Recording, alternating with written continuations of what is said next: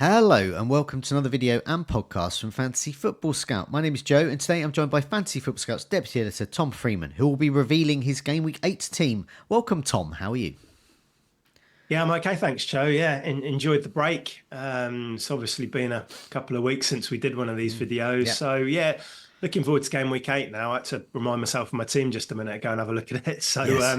It'll be good for me to go over what happened and what I perhaps need to do. Yes, it was a while ago. I think both of us wildcarded in Game Week 6, so Game Week 7 was good, I think, all round.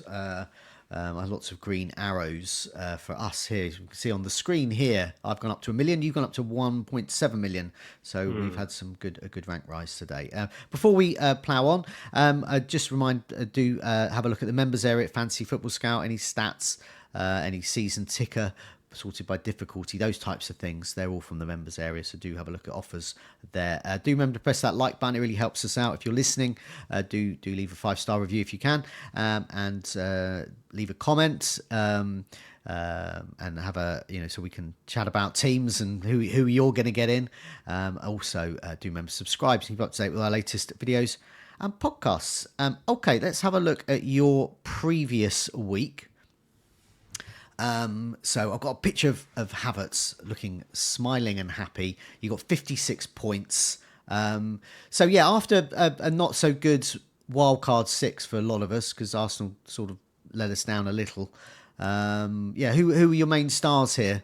Presumably there's a lot of points, a lot of players with points. So presumably you're pretty happy with this lot.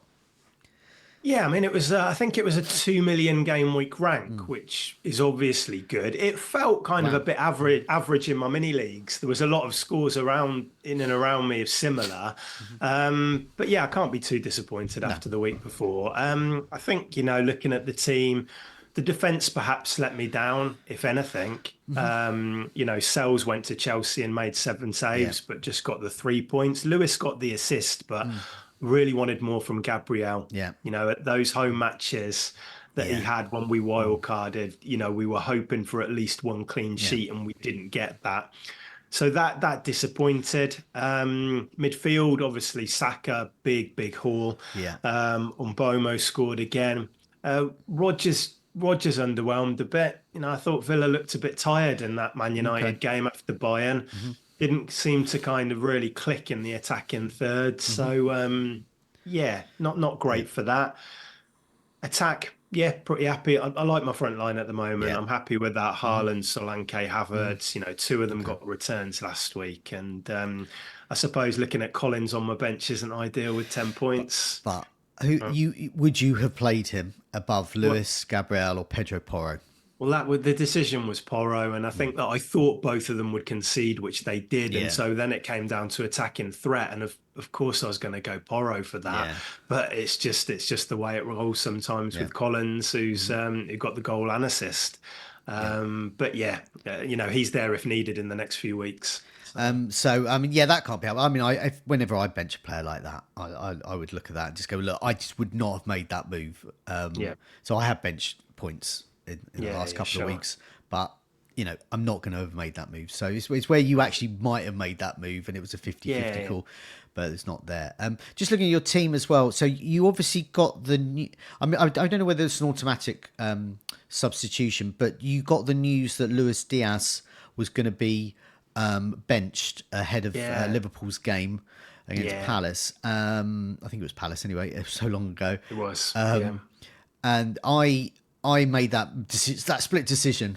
I'm going to get Brennan Johnson in because I didn't have Solanke. So what was your thinking there? Were you thinking, well, actually, I could get rid of him, or I'm quite happy to keep Diaz? Yeah, well, I had Rodgers first on the bench, who I really wanted to play, and it was annoying me that he wasn't in the first 11. So that created a spot for him, and I thought, let's just give myself the international break. I had 2 free transfers last week, and so I could only go down with Diaz. So I could have done like a Johnson, but then I had Solanke and I had Porro from Spurs. I couldn't go up without making that second transfer. So all in all, I thought, let's just leave it. Okay. And then we'll have a look at a team in a minute and see what the options are. Okay. and it's probably given me a bit more flexibility. Okay, so one of the things we're going to look at, we'll look at your team. That's the main draw here. We're also going to look at the fixtures, looking ahead, and Yeah. then we're going to really focusing on those premiums. So we're going to try and get a lot into sort of 20 minutes or so. And with those premiums, we're looking at the captaincy matrix, and it shows that obviously we can't have all of these premiums, so we might have to hop on and hop off a bit. And in your team at the moment, you've got a structure with Saka and Haaland. Do you have any money in the bank at all? A tiny bit. I think Okay. it's like it's under 0.5 million. Okay, So so some people have a structure with Saka and Palmer and Haaland. Some people have yeah. Salah and say Saka and Haaland, or perhaps just Salah and Haaland, or no Haaland, and maybe all three of those midfielders. But either way, there's a lot of different moves around. Fixtures are changing. Yeah. Do you have, just tentatively before we do look at those, do you have a sort of a plan to get rid of any of these premiums over the next few weeks and get maybe Palmer or Salah? Yeah, I think there's a Palmer decision coming up, and when you move for Palmer is going to be important. Yeah. I think that I won't do it this week, but the following week they play Newcastle at home, so that's an entry point. They have a couple of fixtures after that, which I think are okay, but might put some people off. So Yeah. then it might become game week 12 for the next Yeah. kind of time to hop on. Yeah. I think we've got to, when we look at this captaincy matrix in a bit, we need to consider Salah, I think, as well, Yeah. and how he might move. And do we just keep Haaland now, Yeah. or could there be an opportunity to move him on for a few weeks, which there might be? Okay, well, we'll look at some of those fixture points and the captaincy matrix in a sec. Let's have a look at your team for next week. So, do you want to run through your team? I've got a picture Yeah. of Porro here because you're going to play him, I presume, at home to am, West yeah. Ham. Yeah, if you want to go through your team and any potential moves you might make, because you've got a couple of free transfers in the bank. I've got three. Yeah, so Three, I've got wow. three now. So I've just had a look. I've got 0.4 million in the bank. So the team, I've got Sells in goal at home against Crystal Palace. Three defenders. I've got Porro at home to West Ham, Gabriel away at Bournemouth, and Lewis away at Wolves.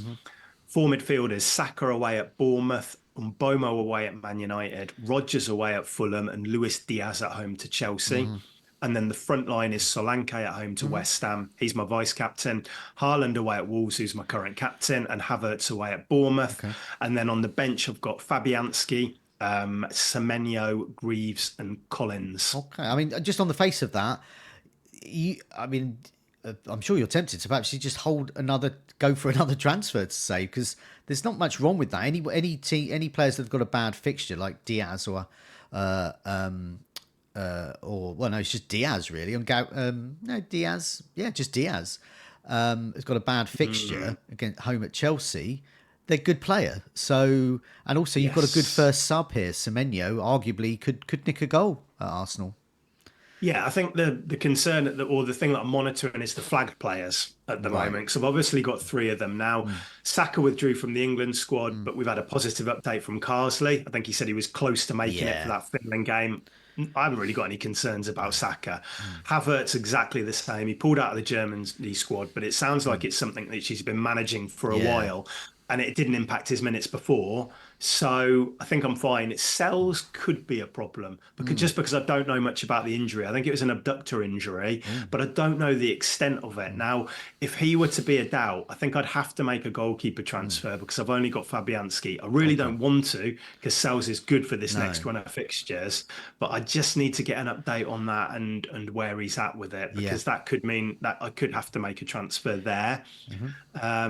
If I did, I'd probably be looking at maybe a Sanchez or an Onana or something like that. Can you can do that with because Sells is 4.5. Has he gone up 4 point? Can you 4.5 still? Yeah. So I can. Sanchez is what, 4.7, Yeah. and Onana is. I might be a little bit. Actually, I think Onana's 5, so I probably you're would be short short of of Onana in one move. But then there could be another move Yeah. I kind of consider. You could do Because. yeah. Sorry, Joe. Go on. No, I was going to say when I was talking to FPL General about goalkeeper decisions, we came to the conclusion that Raya is the best and everyone else is rubbish.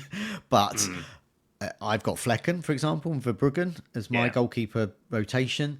Other people have other. I mean, we're not happy with them, but they'll do. But it coincides with a bit of a bad run defensively for Arsenal. So perhaps Yeah. Raya, you wouldn't look at going there. Well, the triple up's already there for Oh, of Arsenal. So course, then yes, that would yes. take, I made that. It was a game week 6 wildcard decision, wasn't Yeah. it? Double defense, double attack. I went for double attack. Now, Luis Diaz, I need to also look at because if he plays that game at home against Chelsea, fine. But we know he's in Colombia. Yeah. He's got his second international match tonight at 9:30. The good thing is that Liverpool play on Sunday. Yeah. So you get that extra day of rest, which we didn't have at the last international break. But does he start over Gakpo? I think he probably does in this one if he's ready. I think he does because it's quite interesting that I know the Slot said something about the match being on a Sunday, and he specifically said that'll be good for our South American players. Yeah. Which implies that whoever is South American and usually starts, Luis Diaz, McAllister, for example, they're going to continue. Yes. That was the implication. You never know. They could come back. Luis Diaz could come back and he could think, no, you're knackered. Gakpo's raring to go. I don't know. But yeah, it's something I need to monitor. But I think, like you, Joe, I took that as a positive that he specifically mentioned those guys. Yeah. If I were to sell Diaz, I had a look at some options for that. And I think it's a bit early for me in Parma this week. There might be an opportunity to go to a Spurs midfielder, but then that would be a triple up on Spurs, and that's putting a lot of faith in them. Yeah. After what happened at Brighton last time, obviously brilliant for 45 and terrible for the next 45. Yeah. I did want to mention to you, Joe, as well, because I like the look of obviously Matoma and Rutter. Now they go to Newcastle next, and then they've got Wolves. Yeah. After that, it's tough. Yeah. What do you think about? I mean, João Pedro, I don't think he's going to be back immediately. Do you think Rutter's place is kind of settled in that team for now? I think the thing about Rutter is that he can play on the right, and he can play in that João Pedro role, and he can also play up front as well. But in that sort of number 10 role. So at the moment, the way it is that Pedro is favoured in the number 10 role. Rutter is his backup. So while Pedro's out, Rutter is, I think, nailed. But he is also an option on the right, so he will get minutes. But once Pedro is back, I would say his X minutes reduce significantly. However, he will get tight. He will get minutes. But you wouldn't guarantee him. Like, for example, I've had Minter, but I can't guarantee he'll start every game because Dingra's there as well, and Rutter as well. I think Pedro's pretty nailed on. I think Matoma is nailed on. I think they're the two guys. I mean, it obviously used to be Pascal Gross was the main man. Yeah. I think Pedro, when fit, is definitely going to play. I think Matoma just doesn't seem to be particularly rested for any particular major games or and they haven't got Europe, so what I need to do there is if I did want Rutter, I obviously need an injury update on Pedro to say he's probably going to be out for another 2 or 3 weeks. He's been quite cagey with it as well. He said things like so-and-so's injury's not as bad as João Pedro's, or it's like, how long's a piece of string? He'll be back. I don't think it's like months and months. Yeah, it's just any week, but we'll know a bit more. But because the international break goes past, it's like 2 weeks, so that's quite a significant period of time in the rehabilitation of these players. When they say, "Oh, he's going to be out for a month," that could end up being back until game week 9. Yeah, it might feel a bit risky knowing that you're only really bringing him in for 2 good fixtures. I wouldn't personally go there, I mean, I personally would go for a Brennan Johnson, but I'd probably keep Diaz if I were you. I'd just keep him. I just think he's. Well, I think ideally I'd save the transfer and get up to 4, and then be able to. I think we'll see quite a few. There's quite a few fixture swings in game week 12, so maybe going into that game week 12 with 3 or 4 free transfers would actually be quite really, really handy. Yeah. So I don't feel like I have to use the transfers. If something's forced, if Sells is out, obviously that's a transfer.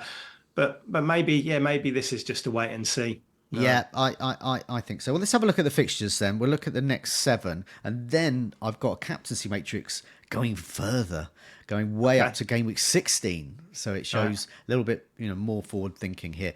Anyway, this season ticker we've been showing on a lot of videos, and this shows some useful sort of hop on off points as well for team. But it shows Everton, Leicester, Ipswich, Brentford, Crystal Palace, Manchester United have best fixtures. Fulham as well have pretty good fixtures with Villa, Everton, Yeah. Brentford, Crystal Palace, Wolves, and indeed Brighton right up to game week 14. Bad fixtures. Liverpool, but I don't think they're that bad. They've got some bad, some very good. Chelsea at home is not too bad, I don't think, from attackers. They've got Arsenal away, that's bad. Brighton at home, brilliant. Villa at home, brilliant. Southampton away, brilliant. Then it gets tough. Man City, Yeah, I'd and then agree with that. Newcastle, and then Bournemouth fixtures really bad. Next three: Arsenal, Aston Villa, Man City. But then they got Brentford, Brighton, Wolves, Tottenham, and that goes on till Easter. Yeah, and it ties in if you've got Rodgers as well. You Yeah, can play him for the yeah. next three and then maybe switch it over. Which is why, I mean, you and I both have Semenyo park on the bench quite happily. We're happy to Yeah. have him as first sub. Yeah. And then unleash him in game week 11 again. Or not, depending on his fixtures. But yes, it shows here that Brighton, very bad. Newcastle, Liverpool, Man City do have Wolves in the next four. But those teams. But then they get better. Bournemouth, Southampton, Fulham. So that's the investment time for Brighton when you might want an enabler or two there. And it shows Chelsea are quite interesting. I mean, I feel that Palmer, I mean, famous last words, but I feel he's skippable for these. Liverpool away, Newcastle at home, Manchester United away, Arsenal at home. So game week 12. At game week 12, you've got Leicester away, Aston Villa at home, Southampton away. Then it becomes good again. So game week 12, I'm just parking those Palmer thoughts. But yeah, it does show that. I mean, I just want to also mention Man City and Tottenham. They've got great fixtures over the next four, but then they turn a bit in game week 12, which coincides also with Chelsea's fixtures improving, Arsenal's fixtures improving with a Nottingham Forest at home game. Annoyingly, Liverpool's not quite dovetailing in that way because you think the perfect time would be to hop off Salah if you own, but he's got Southampton away, and so you could be ditching a lot of points there. Yes, but yeah, so it's an interesting time to come, but it does show that there are some nice fixture blocks as well. So I mean, what are your immediate thoughts here? Because you might get up to 4 transfers, you might have 3 transfers.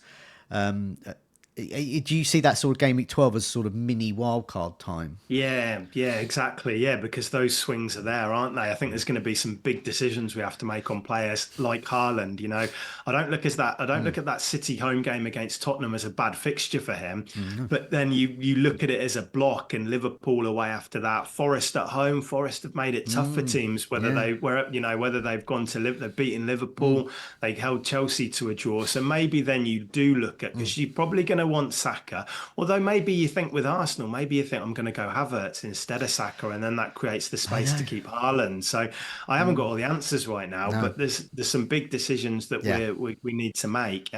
Just looking at fixtures there, I really like those Fulham fixtures. I think that I think Villa, Everton, Brentford, Palace, Wolves, Tottenham, Brighton. I think they're a really good run, and I've sold Smith Rowe. Yeah, and I'm thinking it's not so much the defence I'm interested in there, but I'm thinking, could I kind of switch a Semenyo maybe to a Fulham midfielder for that run? And I think it would be Smith Rowe. I know he got rotated recently, but I think for these kind of games he'll play. Adama Traore's there as well, but maybe lacking a bit of end product. So I think they're probably the team I'm looking at. Obviously, Everton are really good over the next 3, Ipswich and Southampton away.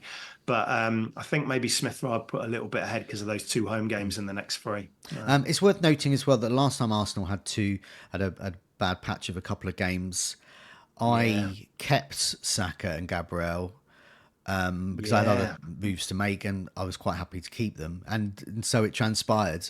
Saka I sold him for Salah, and Saka outscored him. So, and Gabriel, So I look at that Liverpool run of Brighton, Aston Villa. They're quite good for attackers, but it's not the easiest of fixtures. We'll concede, I'm pretty sure of that. But Brighton at home and Southampton away, they could be really big hauls for someone like Salah. But I look at that as well, and I think, well, I thought that before when I moved Saka to Salah. Salah got me nothing, and Saka actually outscored him. So it makes me think I just might as well keep Saka. Well, I don't look at those Arsenal fixtures as really bad. No, I don't. Any of them. Oh, are you still there, Tom? there, aren't you, for sure? Yeah. Arsenal. And then after that, it's Forest, West Ham Yeah. United. So I think, yeah, people are maybe thinking of dropping those Arsenal assets and maybe drop one, but I certainly think a Gabriel and Yeah. a Saka or a Havertz might be worth keeping. Yeah, I mean, I'm thinking keeping Saka, Gabriel, and Mm, moving Havertz on, and Havertz yeah. is going to be moved down to someone like Kuna, Yeah, nice. or other people might want to move to Jimenez. You mentioned those Fulham fixtures. Yeah, yeah.